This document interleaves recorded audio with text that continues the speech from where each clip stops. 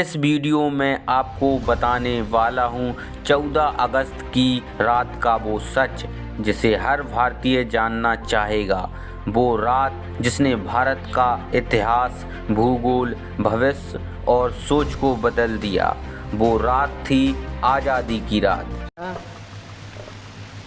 Your Excellencies, Prime Ministers of the Commonwealth, Delhi में 14 अगस्त की शाम से ही जोरदार बारिश हो रही थी।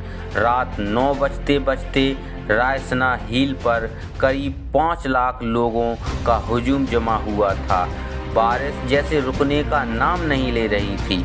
रात को करीब 10 बजे सरदार वल्लभ भाई पटेल, जवाहरलाल नेहरू, डॉक्टर राजेंद्र प्रसाद और माउंट बेटन वायसराय हाउस पहुंचे। 14 अगस्त 1947 की रात 12 बजने में कुछ ही समय बाकी था। तब पंडित जवाहरलाल नेहरू 2 लाइन कहकर अपना भाषण शुरू किया। At the stroke of the midnight hour, when the world sleeps, India will awake to life and freedom.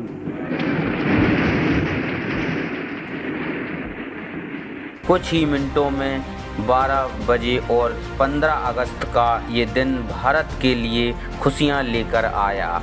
190 सालों बाद ब्रिटिश हुकूमत से देश स्वतंत्र हुआ था, लेकिन इन खुशियों के साथ उतना ही कम था, क्योंकि भारत ने अपना 3,46,738 स्क्वायर किलोमीटर का पूरा विस्तार और करीब 8 करोड़ 15 लाख लोग एक ही रात में गंवा दिए थे।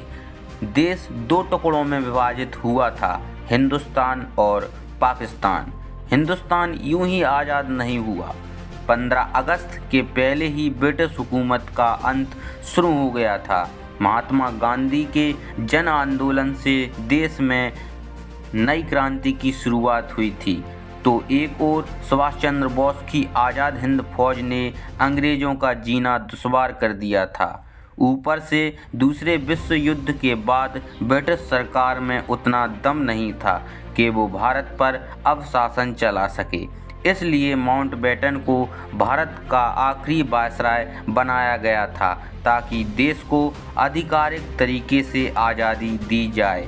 अंग्रेज़ों ने भारत को शुरुआत में 3 जून 1948 के दिन स्वतंत्र घोषित करने का निर्णय लिया था, लेकिन मोहम्मद अली जिन्ना ने पाकिस्तान नामक अलग मुल्क बनाने की ठान ली थी, जिसके चलते देश भर में कई जगह सांप्रदायिक हिंसा शुरू हो गई।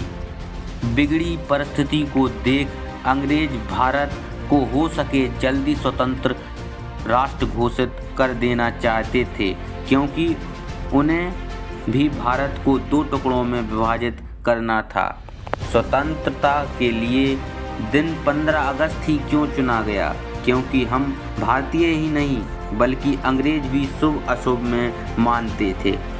तय किया गया था कि पंडित नेहरू को रात 12 बजे के पहले ही अपनी स्पीच खत्म कर देनी है और रात 12 बजे शंखनाद के साथ भारतीय लोकतंत्र की शुरुआत होगी।